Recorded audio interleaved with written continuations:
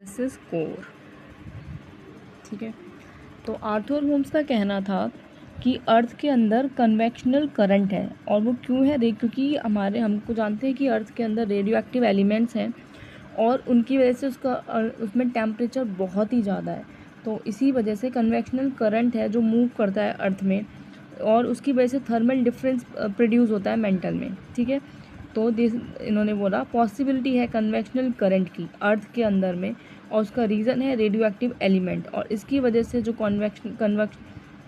Continents हैं वो move कर जाते हैं, तो यही थ्योरी को कहते हैं हम कन्वेक्शनल करंट थ्योरी। तो देखिए ये उन्होंने बताया था, ये रहा mental and this is core and this is crust, और हम जानते हैं क्रस्ट जो है वो लिथोस्फेयर पे मूव करती रहती है, हमेशा उस पर तैरती रहती है। तो उन्होंने बताया था कि ऐसे इस तरीके से कन्वेक्शनल करंट मूव करता है पूरे अर्थ पे।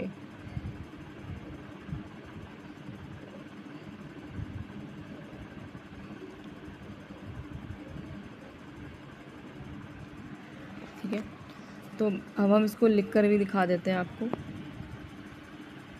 What is Arthur Holmes said. देखिए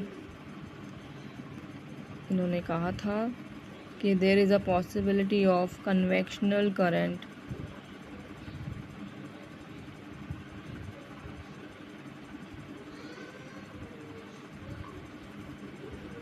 inside the earth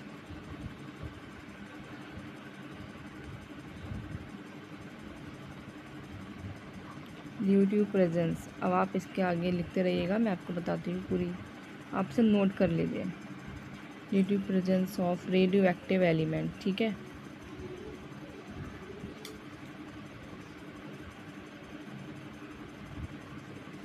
तो उन्होंने बोला था there is a possibility of convectional current inside the earth due to which generates होते हैं due to radioactive element, and this cause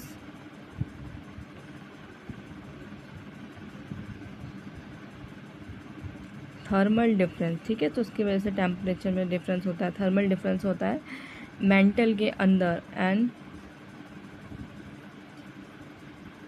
ठीक है, सो कॉन्टिनेंट्स मूव कर जाते हैं।